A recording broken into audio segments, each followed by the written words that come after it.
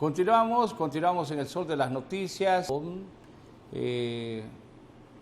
personajes de la vida nacional en los diferentes campos del acontecer, en el campo religioso, político, en el campo económico, pero también de la salud. Hoy me place poder compartir este espacio con la doctora Sanja María Cruz Dubón, ginecobstetra, que forma parte de Ciudad Mujer, y yo quiero agradecerle que nos brinde la oportunidad de que podamos platicar sobre aspectos de la salud de la mujer, que muchas veces le decía extra micrófono a la doctora que hay mujeres que tienen formación profesional, que fueron a la universidad, tuvieron la oportunidad de ir a la escuela, al colegio, a la universidad, pero cuestiones muy elementales del cuidado de salud no lo tienen. Un gusto saludarla, doctora. Hola, muy buenos días a todos. La verdad que para mí es un placer pues estarlos acompañando el día de hoy y sobre todo pues este tema tan importante que vamos a tratar el día de hoy y hacerles saber a la población los servicios que nosotros ofertamos, ¿verdad? Y sobre todo pues todos los servicios que le podemos brindar a la mujer hondureña aquí en este maravilloso centro de Ciudad Mujer Kennedy. A mí siempre me gusta consultarle a mis invitadas parte de conocer su vida personal. La veo una persona joven, una mujer joven, pero ya es especialista. ¿Usted es originaria de aquí, de la capital? Fíjese que sí, yo nací aquí en Tegucigalpa, viví durante 10 años en La Esperanza, allá por cuestiones de trabajo de mis padres, entonces nos mudamos a vivir 10 años a La Esperanza y luego pues retorné para iniciar mis estudios de universidad. Y como usted lo dijo, pues me gradué de médico general y posterior a ello, durante realizar mi servicio social, el cual lo realicé en el Hospital Gabriel Alvarado, pues ahí fue el momento donde yo me enamoré de esta área, ¿verdad? De la ginecología y la obstetricia, y pues decidí aplicar, estudié aquí en Honduras, soy egresada de la Universidad Autónoma y especialista en ginecología y obstetricia. ¿Y ese cambio de ciudades, irse a vivir de una ciudad donde vive mucha gente a una ciudad fresca, agradable y con cierto ingrediente de cultura muy particular? Así es.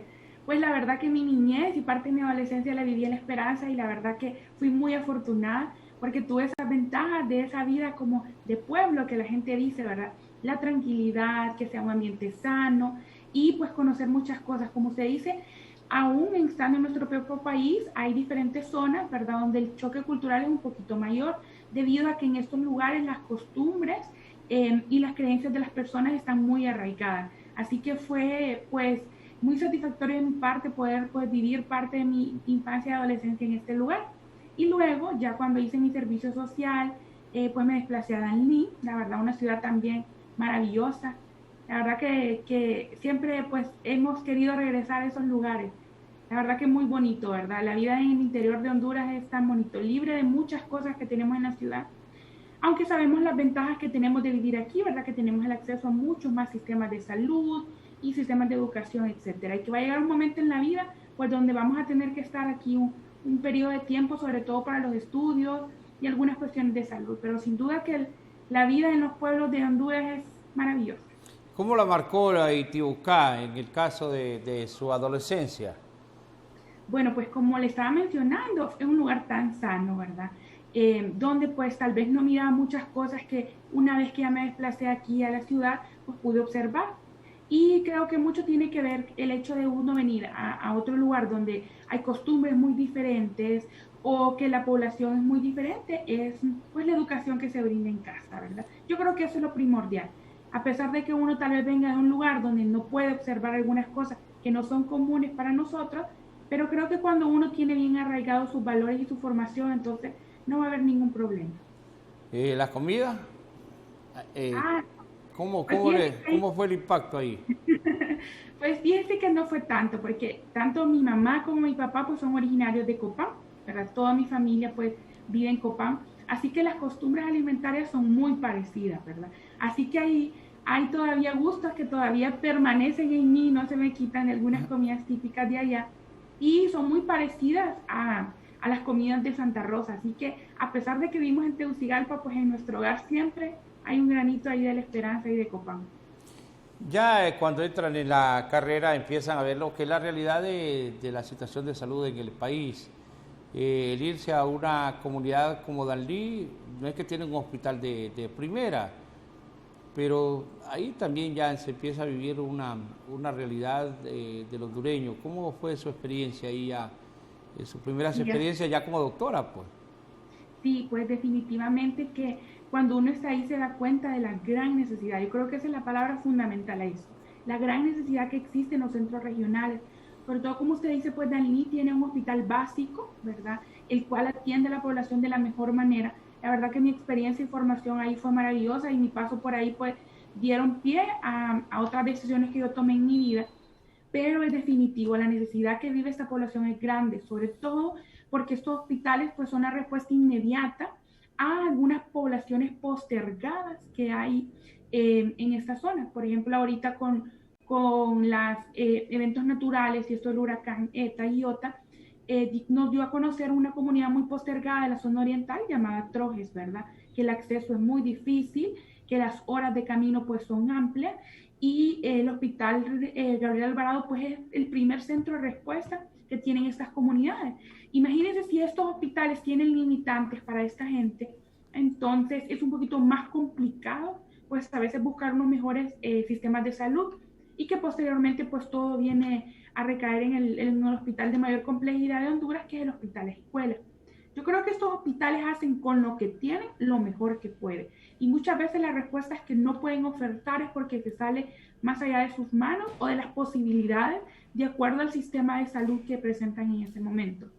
Pero la necesidad es muchísima, muchísima. Y las Por, carencias también. claro, ¿por qué la decisión de estudiar ginecobstetra, de hacerse ginecobstetra? Pues fíjese que esta decisión definitivamente que fue fundada en Nanlí. Allá, obviamente la prioridad de la mayoría de los hospitales pues es el área materno-infantil, ¿verdad? Creo que es el futuro del país. Entonces la prioridad en los hospitales siempre viene recayendo en ella. Y en Nanlí tuve la oportunidad de pasar mucho tiempo de mi práctica profesional en estas áreas. Aparte que hay excelentes profesionales en esta área, los cuales pues uno siempre encuentra a alguien que lo inspira, ¿verdad? Y que le muestra como un ejemplo de lo que uno quiere ser. Y fue allá donde yo vi pues esta situación y sobre todo, como usted dice, la gran necesidad. Tuve la oportunidad de pasar mucho tiempo, ¿verdad?, de mi parte de práctica profesional dedicada a estas áreas de lo materno infantil y definitivamente que el hecho de cuidar a una mujer y ayudarle a traer una vida con bien y sobre todo para el bien del país, pues definitivamente que es algo halagador y muy satisfactorio en la práctica. Así que definitivamente cuando salí me decidí por esta especialidad y estoy muy, muy, muy agradecida por la oportunidad que se me brindó pues, de desarrollarme y sobre todo pues, de culminar mis estudios. Aparte que ha sido muy satisfactorio hasta el momento el ejercicio de mi práctica profesional. Y aquí ya vamos a entrar en lo que es el tema estrictamente que tiene que ver con la especialidad que usted tiene. Y ustedes son los médicos o las doctoras o doctores que se encargan de preparar a la mujer para convertirse en madre. Pero en Honduras no hay una cultura que permita que haya una educación previa para que alguien tome la decisión de ser madre. Vemos la cantidad, ¿qué porcentaje calcula usted de niñas que están saliendo embarazadas en el país? Bueno, pues como usted lo dice, es bien importante saber que existe un término y algo que todas las mujeres deberíamos de tener y que ojalá los sistemas de salud nos pudieran permitir, y eso es la atención preconcepcional. Entonces, ¿a qué me refiero con ese término? Es la atención previa a la búsqueda de un embarazo. Todas las mujeres deberíamos de tener el derecho y los sistemas de salud deberían de dar la apertura para que esto suceda. Toda mujer debería de visitar al médico antes de buscar un embarazo y no solo cuando ya lo esté embarazada. ¿Por qué? Porque este es el momento donde nosotros podemos captar algunos factores de riesgo, que dentro de ellos está una edad menor de 18 años. Las adolescentes están dentro del grupo de riesgo. Podemos captar algunas situaciones como algunas enfermedades previas de la pareja, porque es bien importante saber que la atención preconcepcional no solo debería de ser para la mujer, sino también para el hombre. Podemos captar algunas situaciones o entorno de riesgo de la pareja o de la paciente que va a buscar un embarazo, sobre todo en términos de violencia, de algún factor de riesgo socioeconómico, y eso pues nosotros podemos interceder previo a la búsqueda de un embarazo. ¿Y cuál va a ser el resultado de eso? Pues que la mujer entre en las mejores condiciones para buscar un nuevo bebé. Eso debería ser lo ideal. Pero ¿qué pasa? Es muy difícil en nuestro sistema de salud cuando nosotros tenemos algunas carencias, sobre todo por la gran cantidad de pacientes que atendemos y que tenemos un número limitado de tiempo para poder brindarle a esta paciente el hecho de brindar una consejería preconcepcional. En lo personal y en mi experiencia trabajando aquí en Centro Ciudad Mujer, pues esa ha sido una de las cosas que más satisfacción me han dado. Que parte de nuestra atención a la mujer es la atención preconcepcional. Podemos identificar factores de riesgo y brindamos a la población, ¿verdad?, las mejores recomendaciones y cuál sería el momento oportuno de la búsqueda de un embarazo.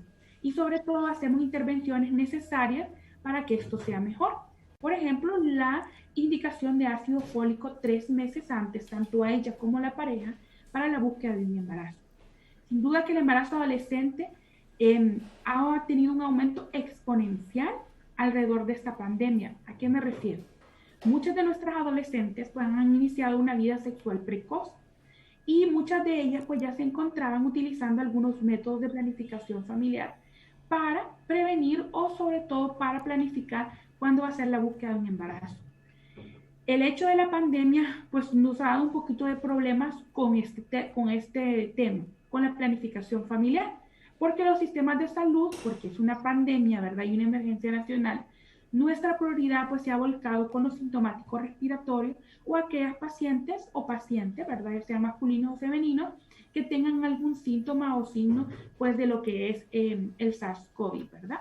Ahora, esto nos ha relegado un poco acerca del tema de planificación familiar y ha sido un poco difícil para las pacientes, pues la búsqueda o encontrar en los establecimientos de salud planificación familiar, por lo tanto la han descontinuado. ¿Y cómo hemos visto reflejado esto? En un aumento exponencial de embarazos adolescentes. Realmente que es alarmante el número de embarazos nuevos que hemos recibido en esta pandemia y sobre todo que no son las mejores condiciones y creo que no es el mejor tiempo para la búsqueda de un nuevo embarazo. Los embarazos adolescentes han sido y creo que seguirán siendo pues un problema de salud pública por el hecho que esto conlleva. Como le dije, los embarazos adolescentes pues lo constituyen automáticamente en un grupo de riesgo. Las complicaciones de ello, tanto maternas como fetales, pues aumentan en una edad precoz. Los extremos de la vida para nosotros son bien importantes. Adolescentes y mujeres arriba de 35 años pues van a representar grupos de riesgo donde sus embarazos van a tener que ser mejor cuidados para nosotros y prepararnos para alguna de las complicaciones per se, ¿verdad? Solo por la edad de la paciente. Ahora, usted me ha hablado de entorno de riesgo. ¿Qué hablamos de entorno de riesgo? ¿Cómo podemos entender el entorno de riesgo alrededor de una mujer? Pero yo no sé por qué siempre que se va a hablar de embarazo se quiere hacer de manera individual. Es la mujer. Usted ha hablado de también el hecho de que es la pareja la que juega un rol importante en la concepción de un nuevo ser humano. Sí, así es, como usted lo mencionaba, esto es un estudio de pareja, ¿verdad? La atención preconcepcional debería de ser para los dos, tanto para el hombre como para la mujer. ¿Por qué? Como usted lo mencionaba, el entorno pues incluye tanto a la mujer, a la pareja, es más, a todas las personas que conviven en el hogar. ¿A qué nos referimos de esto? Cuando nosotros buscamos factores de riesgo en una mujer, lo dividimos en 3 grupos importantes. Factores de riesgo maternos, o sea, por ejemplo, si una persona entra con antecedentes como hipertensión, diabetes, sobrepeso, desnutrición. Entonces, estas son complicaciones maternas, son factores de riesgo propios de la madre. Hay otros factores que son factores durante la gestación. Por ejemplo, si una paciente tuvo bebés que pesaron más de 9 libras, si tuvo bebés prematuros, bebés pequeños, ¿verdad? Si tuvo una o más cesáreas, si ha presentado uno o más abortos. Esa es otra categoría. Y la última categoría es el entorno socioeconómico. ¿A qué nos referimos? Pacientes que vengan de hogares con violencia, pacientes que vengan con hogares en riesgo social, a pobreza extrema, pacientes donde en su hogar pues hay el consumo tal vez de drogas ilícitas, donde, y sobre todo en los hogares donde hayan entornos de violencia, porque en esos hogares a nosotros nos gusta hacer intervenciones. Aquí en el centro pues tenemos varias dependencias donde nosotros brindamos una atención integral a la mujer y todas las pacientes aquí ingresan, pues hay un módulo específico para estas mujeres víctimas de violencia y esto es bien importante porque un hogar que se encuentre bajo los efectos de la violencia pues puede traer repercusiones en lo que es el embarazo. Entonces a esto nos referimos. O por ejemplo pacientes que no tengan un hogar estable, pacientes que vivan en situación de calle. Todo esto es importante para nosotros, pacientes que han sido víctimas de alguna violencia de tipo sexual. A todo eso nos referimos con un entorno social de riesgo. Ahora, recuerdo yo y en algún momento yo escuché esto, y no sé si es correcto porque lo he dicho muchas veces en el medio. Antes, durante y después de un parto, hay situaciones emocionales de la mujer que la pueden llevar a tomar decisiones, por ejemplo, que dicen, dejó botado al niño, y lo más dramático es que le quitó la vida. ¿Qué es lo que pasa en la mujer en ese momento? Porque somos muy crueles. Es que la asociamos hasta con los animales, ¿verdad? Es que perra, que dejó, ni las perras dejan botados a los hijos, pero esta mujer sí. ¿Hay algún momento en la vida de la mujer, hasta una mujer que pueda tener su hogar, qué es lo que ocurre en ese momento de la mujer, antes, durante y después del parto? Bueno, sin lugar a dudas que el embarazo es una situación de cambio en la mujer y no solo física, sino que emocional. Y esto no se lo podemos atribuir sobre todo a las emociones que nos va a generar un nuevo ser. Cuando buscamos un embarazo y tenemos el anhelo de concebir y hay una situación en familia donde pues se espera con alegría, puede ser que el embarazo sea llevado de una mejor manera. Sin embargo, hay muchas situaciones donde la concepción fueron de maneras pues trágicas o abruptas, sobre todo en aquellas pacientes víctimas de violencia sexual. Otra cosa importante y que la población tiene que saber y que las mujeres tienen que estar claras es que el embarazo es un estado de cambio, son cambios fisiológicos. ¿A qué nos referimos con estos cambios naturales? Que nosotros no los vamos a poder controlar y hay muchos cambios físicos, emocionales y sobre todo hay muchos cambios en nuestro sistema emocional por el hecho de mayor cantidad de algunas hormonas o que algunas pues se van a intensificar más que otras. Hay un proceso que es muy común y que nosotros hablamos muy poco de eso y ojalá pues que otro día podamos tener la oportunidad de brindar un programa solo para esto, que es la depresión postparto. La depresión postparto es real, existe, nosotros lo podemos ver en el día a día de nuestra práctica, es algo tangible. La depresión postparto pues es una condición que puede existir donde la mujer pues no es capaz de controlar sus emociones hacia el nuevo bebé o hacia la nueva situación que está viviendo. ¿Qué pasa? Cuando el bebé nace, toda la atención se centra en el bebé. Todas las visitas en el hogar, todas las preguntas son para el bebé. Pero recordemos que hay una madre que se siente susceptible, que si es su primer embarazo, pues se siente vulnerable, que se siente con amplias expectativas por la sociedad y por su propia familia, amplias expectativas y muchísimas responsabilidades sobre esa nueva vida. Aparte de esto, todos los cambios que existen en nuestro cuerpo a nivel hormonal, pues nos pueden desencadenar en un cuadro de depresión, que muchas veces se caracteriza por el rechazo, que no es un rechazo que la mujer busque, sino que es un rechazo que se da por las diferentes situaciones que ya le mencionaba sobre el bebé. No estoy justificando con esto algunas de los hechos que usted ha mencionado, pero sí es importante saber que pueden existir muchas complicaciones a nivel emocional que pueden llevar a la mujer a tomar decisiones pues tan drásticas o trágicas como las que usted mencionaba. Pero es un entorno, la mujer es un entorno y por eso es que nosotros la debemos de tratar de manera integral. Siempre las visitas posteriores al parto en los establecimientos de salud pues dan atención al recién nacido y también atención a la mujer. Y no solo nos centramos en la atención física, de saber cómo ella va evolucionando después del parto, cómo se ha sentido, cómo se ha recuperado su cuerpo, sino que también brindamos un espacio a cómo va el sistema emocional, cuál es su actitud con el bebé, cómo se siente, cuál ha sido el apoyo que ha recibido de su pareja, si es que la tiene, porque no vamos a dudar, ¿verdad?, que una casa donde tengamos el apoyo de nuestra pareja o de la familia cercana, es más fácil de llevar este periodo postparto que en una mujer que se encuentre sola. Entonces, todas estas situaciones hay que tomarlas en cuenta.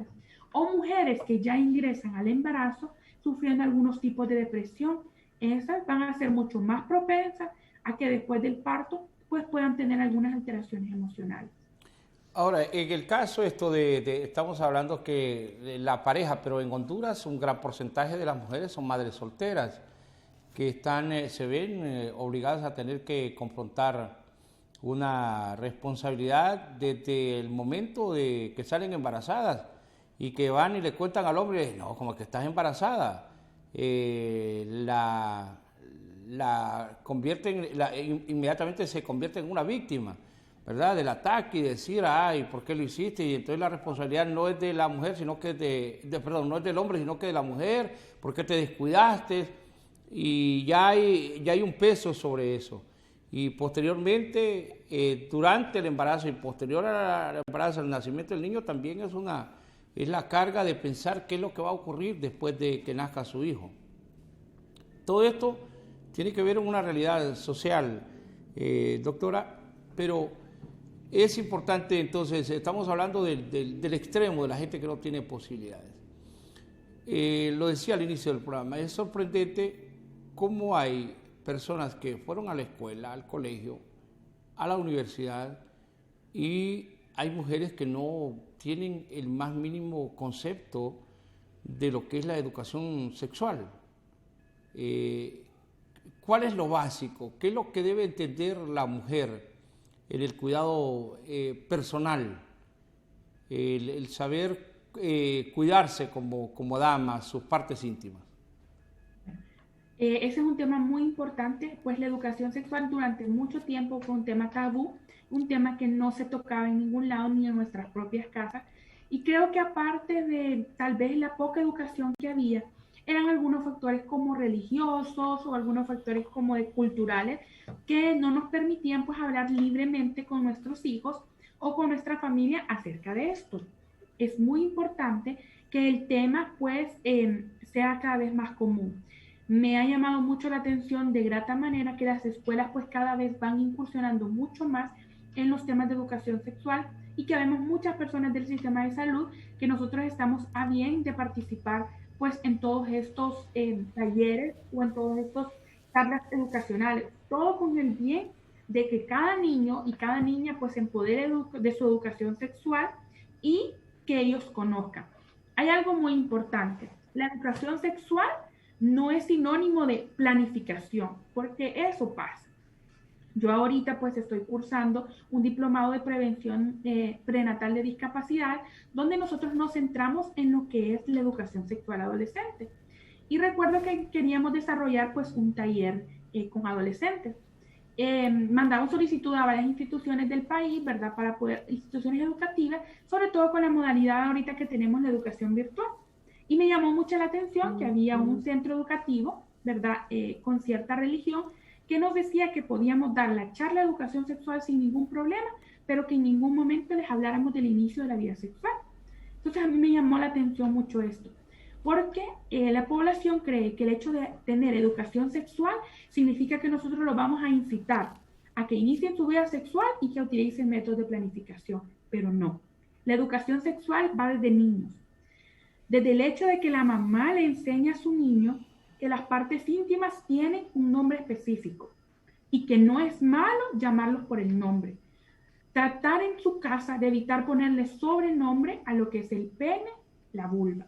Esas son palabras que deberían de ser normales en nuestro lenguaje, porque ese es el nombre que reciben algunas pues partes del cuerpo. Pero ¿qué pasa?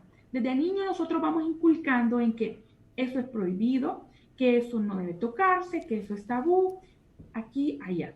Y hacemos que los niños le vayan llamando por otro nombre y no por el nombre que deben.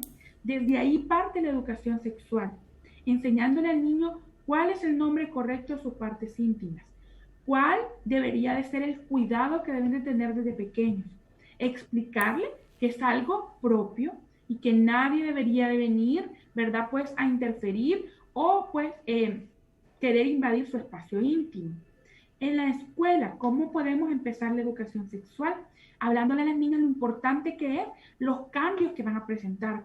Sin duda que para las mujeres, la entrada de la niñez a la pubertad es un cambio de 180 grados, porque entramos a otra etapa donde vemos eventos que nos van a cambiar nuestra vida. ¿A qué me refiero? ¿Cuáles van a ser las características femeninas que van a desarrollar estas adolescentes? Explicarles muy bien lo que significa la menstruación, cuáles deben de ser los cuidados que deben de tener. Los varones también, que van a haber cambios físicos en ellos. Doctora, ¿sí? ¿Y por qué no aprovechamos en este momento a decirle cuáles son los cuidados que debe tener una joven o la mamá? Decirle desde ya a la mamá qué es lo que tiene que decirle a su niña que tiene 10, 11 años, que ya va a entrar en cualquier momento, de repente le va a tocar sangrar en un lugar donde no esté la mamá.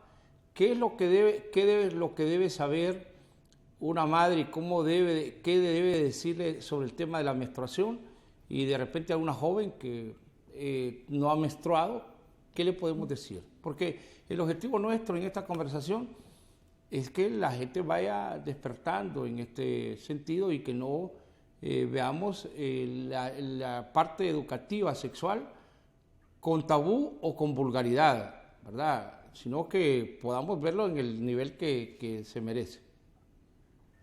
Y así es, pues vamos a tratar de brindar pues la mejor orientación de una manera profesional, como usted lo había mencionado, y sobre todo pues hablar de una manera libre. Es bien importante que las mamás pues creen un nivel de confianza con sus hijas, ¿verdad? Sobre todo porque de esta manera es que nosotros vamos a poder realizar consultas en nuestro hogar sin necesidad de búsqueda de respuestas fuera, donde pueden ser pues respuestas equívocas. Entonces, cuando una mujer ya va entrando en el periodo de la pubertad, es bien importante que la madre, ¿verdad?, hable con su hija, que van a existir momentos donde vamos a desarrollar unas características que van a ser muy notorias y que van a ser muy importantes para nuestra vida sexual. ¿A qué me refiero? Una de ellas es el inicio de la menstruación. El inicio de la menstruación puede ser variable. En los últimos tiempos hemos visto que hay niñas de 9, 10 años que ya tienen sus periodos, pero generalmente es una edad media entre los 11 a 13 años, donde se da este periodo. Por lo tanto, las mamás con antelación deben explicar de todo esto. ¿Qué significa la menstruación? Pues esto significa el inicio de nuestra edad ginecológica. ¿A qué me refiero? A que una vez que la menstruación venga, nosotros empezamos algo que se llama edad ginecológica. Es la edad donde nosotros ya vamos desarrollando características físicas y ya estamos pues con algunos cambios que pueden generar un embarazo si uno no se cuida. ¿A qué nos referimos? Es importante los cuidados que se van a tener con la menstruación. La mamá debe enseñarle a la niña desde el hecho de cómo colocar la toalla sanitaria, de que tiene que ser un cambio regular, que va a existir un pequeño dolor en bajo vientre, ¿verdad?, al cual nosotros llamamos dismenorrea, que es normal. Cada mujer va a reaccionar a la menstruación de una manera diferente. Hay mujeres que van a ser asintomáticas y que su periodo pasa sin mayor problema. Sin embargo, hay otras que la van a pasar muy mal cada mes. Entonces es bien importante identificar esto. Las mamás tienen que saber que durante los primeros 2 a 3 años la menstruación puede ser irregular y que esto no va a significar un problema. Porque hemos tenido muchas pacientes acá que vienen y me dicen, doctora, es que mi hija desarrolló hace 3 meses y la menstruación solo le vino una vez y no volvió a aparecer y ella le genera una ansiedad y se preocupa. Entonces es normal que en los primeros años del desarrollo la menstruación sea irregular. ¿Por qué? Porque tenemos un sistema ¿verdad? Que se desarrolla a nivel de alguna glándula inmaduro. Entonces esto no va a significar ningún problema en las pacientes. Tienen que saber que van a tener cuidados de su higiene íntima propios de cualquier mujer. El aseo debe ser diario, el cambio pues de su ropa interior y toalla sanitaria constante, y que las niñas siempre deben de estar preparadas. Hay algo importante, nosotros tenemos que tener siempre a nuestra mano pues la utilización de estos toallas sanitarias y de algunos utensilios de higiene íntima que van a ser necesarios tener siempre. Como usted lo dice, puede ser que nuestro primer periodo pues baje en lo que es en la escuela, ¿verdad? Y las niñas, aparte de que están sufriendo este gran cambio, el hecho de tener pues algún percance con su menstruación puede ser algo realmente vergonzoso o puede significar alguna burla para sus compañeros, sobre todo por la inocencia o la inmadurez que tienen. Por eso siempre deben de estar preparadas y explicarles a las niñas que esto es algo normal. La menstruación es algo normal, normal. No debe ser un tema tratado con tabú o no debe ser tratado un tema con recelo, sino que explicarles a las niñas que esto es algo normal.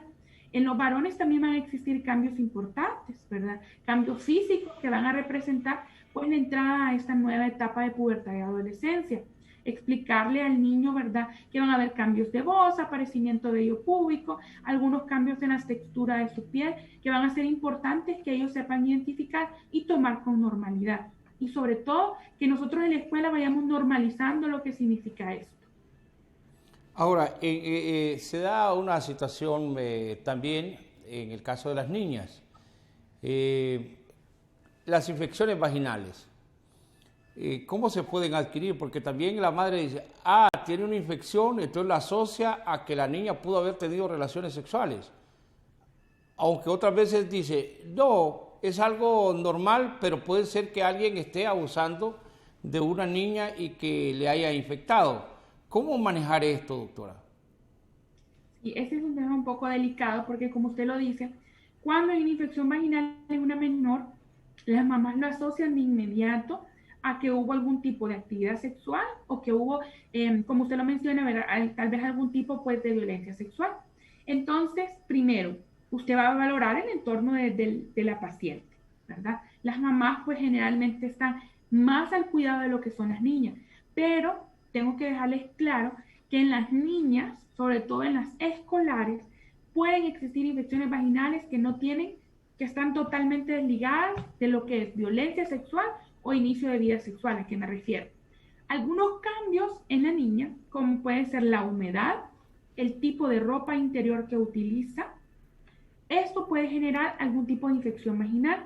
Los ambientes húmedos pues son propios o agradables para la aparición de hongos y esto puede suceder. Hay infecciones vaginales en las menores llamadas vulvovaginitis, ¿verdad? Que vienen de la vulva, infecciones causadas por hongos que no van a significar que están totalmente desligadas de algún tipo de carácter sexual. ¿A qué me refiero? Sobre todo las niñas cuando están en la etapa escolar, casi todos los uniformes que utilizamos en el país pues son de falda. Generalmente ellas utilizan su ropa interior, la cual debe de ser de algodón preferiblemente, y muchas de ellas pues tienden a utilizar un pequeño como short bajo el uniforme. Entonces, estos niveles de humedad pueden hacer más propensos para que una niña pueda desarrollar una infección vaginal. ¿Y cómo lo vamos a ver manifestado? Generalmente va a tener sus labios mayores enrojecidos, la niña va a referir una picazón en lo que es la vulva y puede existir una cierta secreción blanquecina, grumosa, parecida al requesón, o si no, una secreción un poco más líquida, amarillenta. Nosotros casi siempre incitamos a las pacientes a que cuando esto suceda, pues puedan traer sus niñas al establecimiento de salud, porque si bien la mayoría son causadas por algunos agentes diferentes, puede ser esta la manifestación pues de algún tipo de carácter sexual. Entonces, por eso siempre es importante revisarla. ¿Quiénes son los ideales para revisar a las niñas menores? Los pediatras. Sin embargo, los ginecólogos estamos totalmente dispuestos a evaluar una menor de edad y casi siempre pues hacemos un manejo en conjunto. Casi siempre cuando esto se presenta, pues los pediatras tienen a bien el consultar si tienen alguna duda o si hay algún indicio de algún tipo de violencia sexual, pues se llaman las autoridades pertinentes para su evaluación. pero la mayoría de las infecciones vaginales van a ser muy comunes en las niñas. ¿Y cómo las tratamos? Con cremas de uso tópico. ¿Qué quiere decir? Cremas de uso externo, mejorar algunos hábitos de higiene, sobre todo el cambio regular de ropa interior, que ésta sea de algodón, ¿verdad? Que los tiempos de duración del baño pues sean un poco más cortos, enseñar cuál es la manera correcta de la higiene posterior a la defecación, porque muchas veces este es uno de los problemas, que las niñas tienen una limpieza inadecuada de lo que es el área genital, y el hecho de que el ano esté muy cerca de la vagina puede hacer un arrastre de bacterias que nos pueden causar alguna infección. Por eso es adecuado enseñarle a las niñas cuál es la manera correcta que deben de hacer su higiene posterior, pues a lo que ya sea el miccionar o defecar, ¿verdad? Entonces esto es bien importante, sobre todo algunos consejos de salud, algunos consejos de higiene que puedan hacer que nos disminuyan pues la aparición de estas infecciones durante la niñez. Las secreciones, regularmente estamos hablando de las adolescentes y de las mujeres, en general hay secreciones vaginales, pero por descuido, por desconocimiento, por temor, la mujer no tiende a tomar acciones de ir a buscar a la persona indicada, que es una ginecóloga o un ginecólogo, que le trate sobre este caso. ¿Qué tipo de secreción vaginal debe de preocupar a las damas en general, desde las adolescentes hasta las personas mayores, hasta las de tercera edad? Bueno, estos grupos van a ser un poquito diferentes. Si bien los ginecólogos pues somos los encargados de esto, lo más importante para las pacientes es buscar atención médica y no automedicarse, no ir a la farmacia y decir tengo tantos síntomas y que le indiquen algún tipo de crema u óvulo, porque ¿qué es lo que pasa? Si nosotros no hacemos una evaluación, y esto no solamente lo puede hacer el ginecólogo, sino que también los médicos generales, si no hacemos una evaluación adecuada, podemos indicar el tratamiento erróneo. Y esto se va a traducir pues en resistencia bacteriana. ¿Qué quiere decir? Que las bacterias que tenemos ahí se van a hacer resistentes a los medicamentos que damos y muchas veces va a ser un poquito más difícil de tratar las infecciones posteriores. Las infecciones en las pacientes de vida sexual activa, desde el momento que inician su vida sexual, entonces van a tener características diferentes. ¿A qué nos referimos? Las infecciones vaginales van a ser de dos tipos. Pueden ser por bacterias o pueden ser por hongos. Y las dos van a tener características diferentes.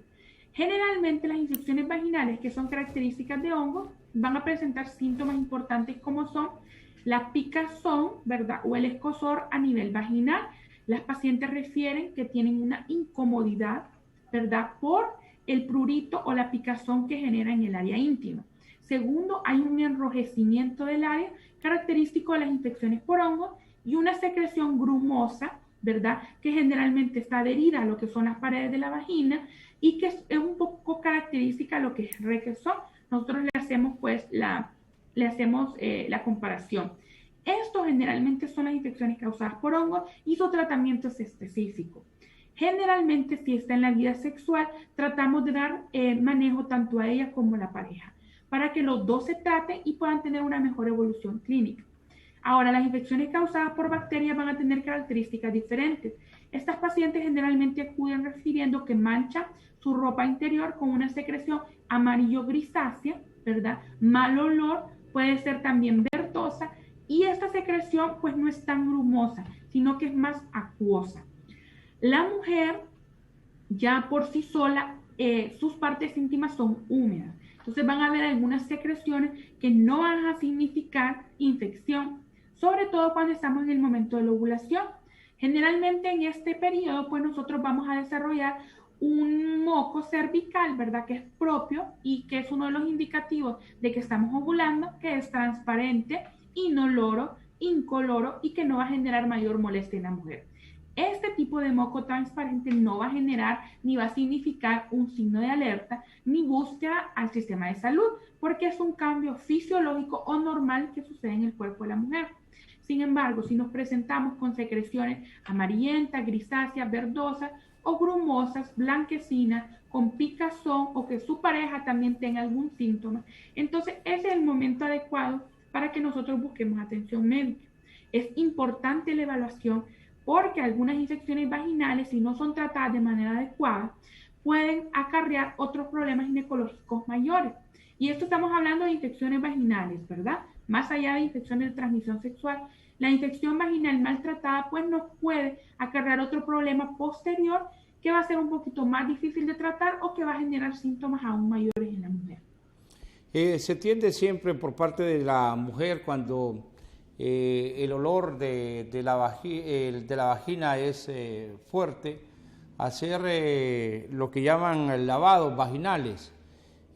Algunas recurren a vinagre, no, échese vinagre de manzana o póngase cualquier otro tipo de lavado. ¿Cuál es la forma correcta para estos lavados vaginales? Cuando existen olores característicos, esto también puede ser indicativo de una infección vaginal, por eso es importante la revisión. Ahora, con lo que usted mencionaba, los lavados vaginales, pues estos no están recomendables. Los lavados vaginales con medicamentos o utensilios caseros o el hecho de utilizar duchas vaginales, pues nosotros no lo recomendamos. ¿Por qué? La vagina tiene un pH específico. El pH es como el nivel de acidez que tienen algunas partes del cuerpo. Pues la vagina tiene un nivel de pH específico. Nosotros, ¿qué lo recomendamos para la higiene íntima? Solamente agua. Ahora, hay muchos productos en el mercado y algunas fórmulas farmacológicas que son ideadas para el uso de la higiene íntima. ¿Estos productos están recomendados? Sí, pero sobre todo aquellos productos, ¿verdad?, farmacéuticos, más allá de algunos productos comerciales que están ideados y que mantienen el pH de la vagina. Sobre todo estos pues son recetados por el médico. Algunos de los productos de venta libre van a tener demasiada cantidad de fragancia y la fragancia puede ser algo irritante para la región vulvar. Entonces, ¿qué es lo que nosotros le indicamos a la paciente? El lavado debe ser con agua y jabón, separar bien sus labios, los labios mayores, y lavar lo que es su parte íntima. Si usted no puede acceder a alguno de estos jabones especiales, puede hacer uso en la farmacia de lo que es el jabón neutro. El jabón neutro es un jabón libre de algunos químicos y sobre todo libre de fragancias que pueden irritar lo que es la región genital. Entonces, este puede ser una alternativa para ello. Si no, agua, nada más. Este jabón solo lo va a utilizar para la parte íntima y obviamente es de uso personal. Si usted puede o tiene la capacidad pues, de adquirir algún jabón específico para la higiene íntima, nosotros lo recomendamos, sobre todo porque hay muchas fórmulas que nos van a ayudar a mantener lo que es el pH de la vagina, o sea, la acidez que debe de tener, y sobre todo que nos van a ayudar a mantener algunas bacterias que son saludables o que nos ayudan a prevenir infecciones. Entonces ustedes van a decir, ¿cómo la doctora está diciendo que hay bacterias saludables? Pues en la vagina nosotros tenemos algo llamado lactobacilos y hay algunos de ellos que van a ser beneficiosos para prevenir algunas infecciones vaginales porque esto hace que la vagina se encuentre ácida, para que ustedes me entiendan, y así evitar la proliferación de otras bacterias o de hongos que pueden venir a generar problemas en la región íntima. Entonces, no es recomendable las duchas con vinagre, no son recomendables las duchas vaginales, porque esto lo único que hace es barrer con todas estas bacterias saludables que nosotros tenemos en la vagina o alterar el pH. Y cuando nosotros alteramos esto, lo que creamos es un ambiente susceptible para otras infecciones. Entonces, muchas veces la gente cree que está haciendo lo correcto, pero no. Igual, la vagina tiene un olor propio y no debe de oler a rosas, no debe de oler, pues, tiene un olor característico, ¿verdad? Entonces nosotros pues tenemos que ir acostumbrándonos a eso también. Ahora, cuando hay olores muy fuertes o acompañados de otros síntomas, entonces esto también puede ser propio de infecciones vaginales y por lo tanto la búsqueda de atención médica pues va a ser necesaria.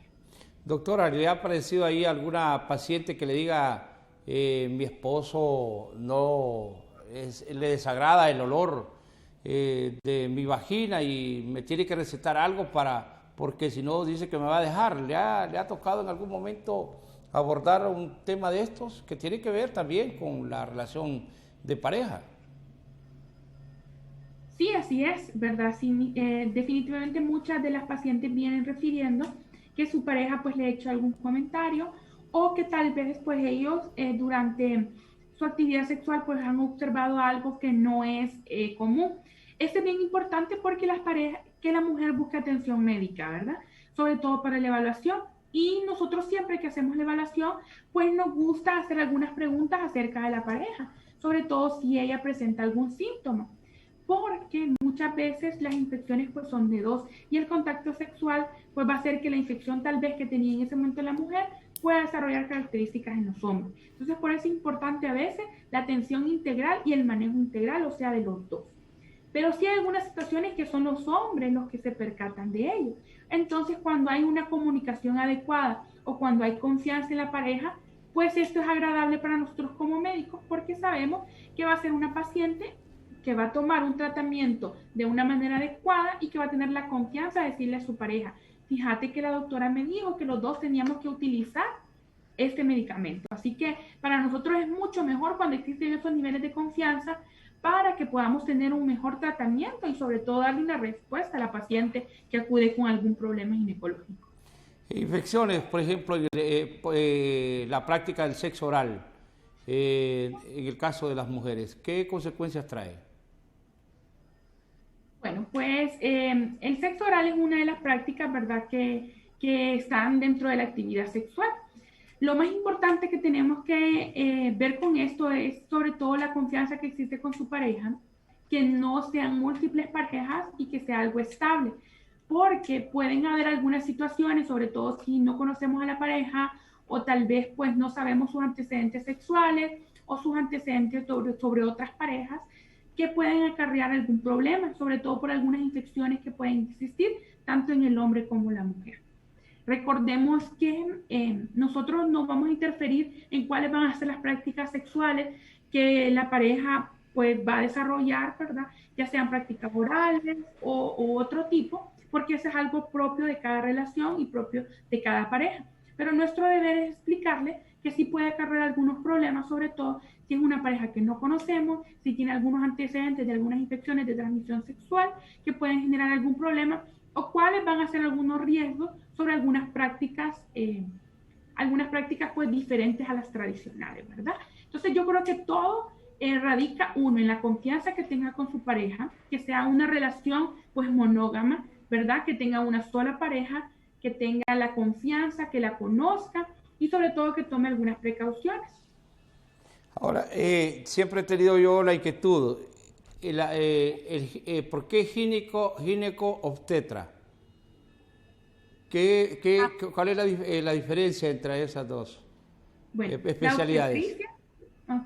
La obstetricia pues se refiere a lo que es el cuidado pre, durante y postnatal. La obstetricia, para que ustedes me entiendan, es todo lo relacionado con la embarazada, ¿verdad?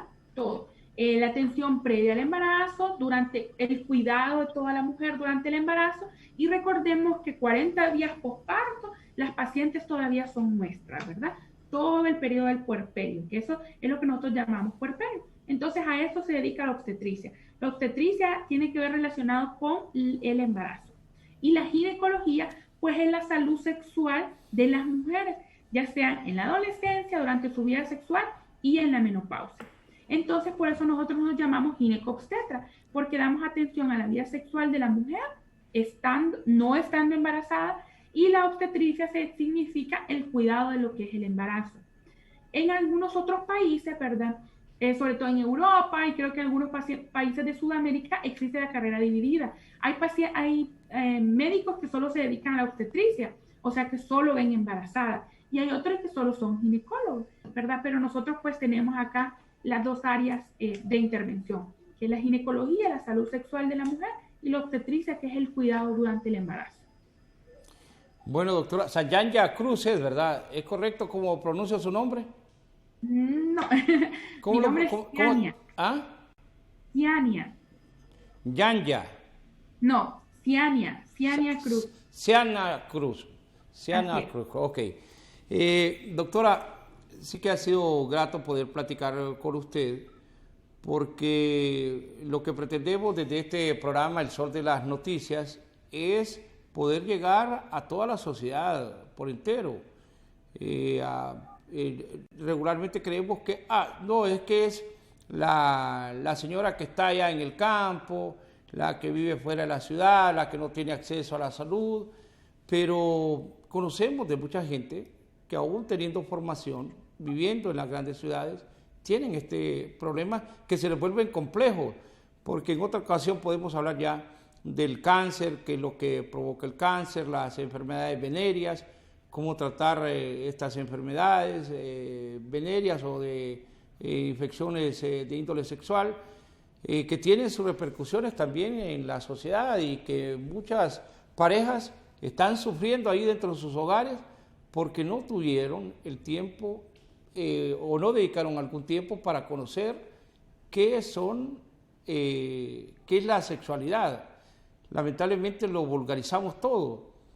Cuando se habla de sexo, entonces se habla de que nos enseña o que nos educó sexualmente, es el amigo de la calle, el compañero, el vecino, y no tuvimos la oportunidad de que alguien con conocimiento nos orientara, y ese es el objetivo, traerlo a usted a este espacio de entrevistas con el objetivo de que platiquemos así con mucha tranquilidad, y yo le agradezco con la sencillez que usted nos ha explicado hoy y poder llegar a muchas personas. Pero usted forma parte de Ciudad Mujer. Podemos aprovechar también para invitar a las damas, a las jóvenes que tengan algunas inquietudes de lo que hoy hemos dialogado, para que puedan visitarla usted ahí. Pues sí, como usted lo dice, pues yo soy parte del staff de ginecología de aquí de lo que es Ciudad Mujer Kennedy, un programa pues que tiene a bien, como su nombre lo dice, el cuidado integral de la mujer. La verdad que para mí ha sido muy satisfactorio, ¿verdad?, ser partícipe pues de esta institución, sobre todo porque me he llevado la grata sorpresa del manejo integral que aquí le brindamos a la paciente. Así que invitar a toda la población, ¿verdad?, que Centro Ciudad Mujer pues tiene diferentes módulos. Hay uno de los módulos que es de atención a la adolescencia, donde nosotros pues brindamos servicios de consejería en lo que es la salud sexual y reproductiva. Tenemos orientación educativa y vocacional y cursos de habilidades para la vida. También tenemos el servicio de atención ginecológica en este módulo, ya que contamos con 3 dependencias del Estado. Está la Secretaría de Educación, la Secretaría de Salud, y tenemos lo que es la Dirección Nacional de la Infancia, la Adolescencia y las Familias, DINAF. Y en el módulo de salud sexual y reproductiva, que es el módulo que yo me encuentro, pues aquí brindamos toda la atención a la mujer. Captamos a las pacientes, ¿verdad?, en los embarazos tempranos. Brindamos sobre todo atención a aquellas mujeres que tengan factores de riesgo, pues se quedan llevando su control prenatal con nosotros. Y tenemos diferentes servicios de mamografía, citología, ultrasonido, atención de medicina general. Contamos con servicio de pediatría también. Tenemos servicio de odontología, educadoras para la salud, tenemos el servicio de psicología.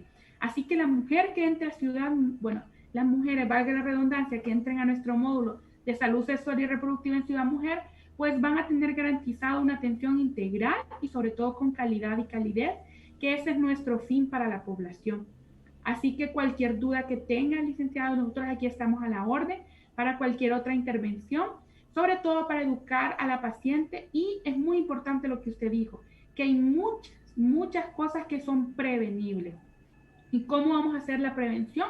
Pues con una educación adecuada. Y creo que eso es parte de nuestra responsabilidad como el sistema de salud, la prevención. Y eso lo hemos visto pues con lo de la pandemia, ha salido a reducir, que la prevención va a ser muy importante. Y no solo para estas enfermedades pues nuevas que han ocurrido en el mundo, sino que para algunas otras que ya tenemos instaladas y que son el resultado y que son el motivo de muchas muertes de mujeres hondureñas.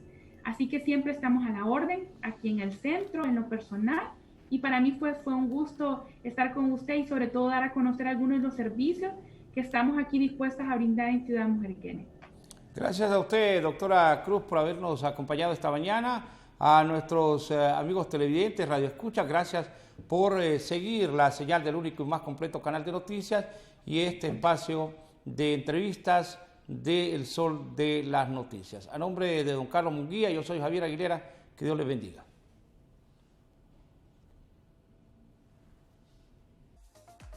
Yolusat Sur presentó El Sol de las Noticias.